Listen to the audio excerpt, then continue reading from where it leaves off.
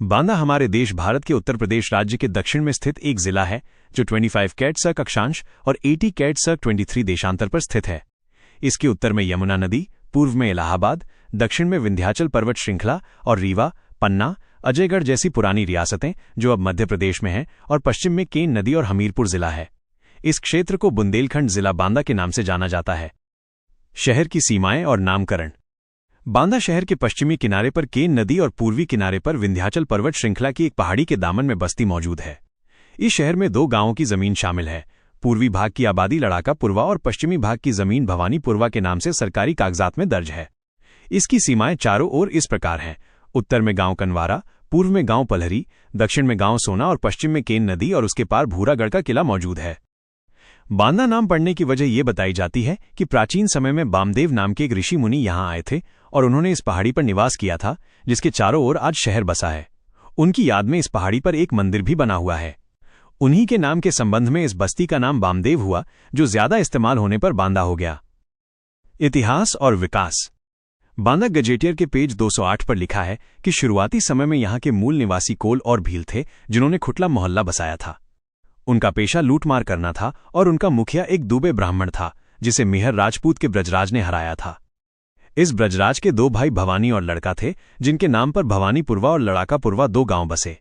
यहाँ के इतिहास का पता पृथ्वीराज चौहान के समय से चलता है, जो लगभग 1200 ईस्वी में शुरू होता है। 18वीं सदी में राजा गुमान सिंह, जो छत्रसाल के पोते थे, ने बांदा को अपनी राजधानी बनाया।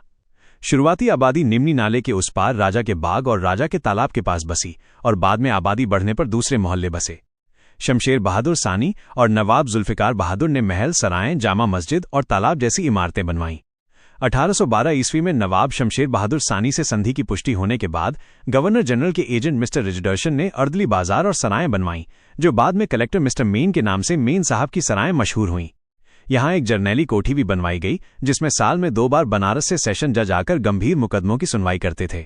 1854 ईस्वी में लेफ्टिनेंट गवर्नर मिस्टर कालोन के बांदा आगमन पर उनकी याद में कालोनगंज बसाया गया। हिम्मत बहादुर गोसाई ने गोसाईगंज बसाया। नवाब की सेना के यहाँ रहने से छावनी, लश्कर, हाथीखाना, शुतरखाना और अस्तबल खाना जैसे मोहल्ले आबाद हुए। नवाब अली बहादुर प्रथम का पूरा समय 1790 ईस्वी से 1802 ईस्वी तक बुंदेलखंड में जीत और शांति सुरक्षा स्थापित करने में बीता।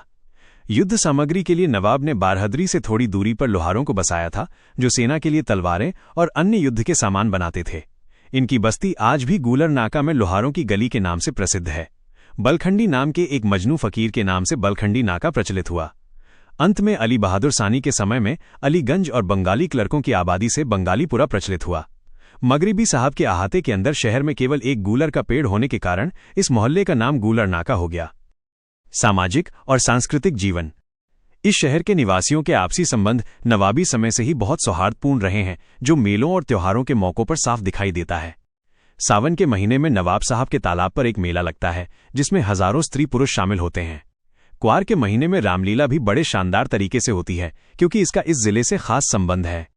भगवान राम अपने वनवास के समय में सबसे पहले इसी जिले के चित्रकूट में आकर रहे थे और लगभग 3 साल से ज्यादा समय तक यही निवास किया था। यही निवास के दौरान उनके भाई भरत जी उनसे मिलने आए थे, इसलिए उनके नाम पर चित्रकूट के पास आज भी भरतपुर नामक एक बस्ती मौजूद है। इन खास भारतीय मेलों के अलावा यहाँ के हिंदू निवासियों में एक और प्रथा है कि जब उनकी कोई मन्नत पूरी होती है या शादी करके घर लाते हैं, तो वे बधाई पूजने के लिए रोशन चौकी और बाजे गाजे के साथ, जिसमें ज्यादातर औरतें और कुछ पुरुष भी होते हैं, शहर के बीच में मौजूद महेश्वरी मंदिर जाते हैं। इस कारण लगभग हर दिन मंदिर पर एक छोटा सा मेला लग जाता है,